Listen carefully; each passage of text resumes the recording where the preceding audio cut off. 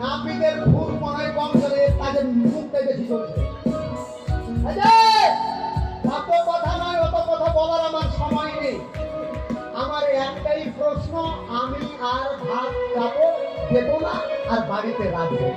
তো এই এখন একটা নাইটি দিয়ে দিও, কোনো কিছু পাওয়া যাবে না।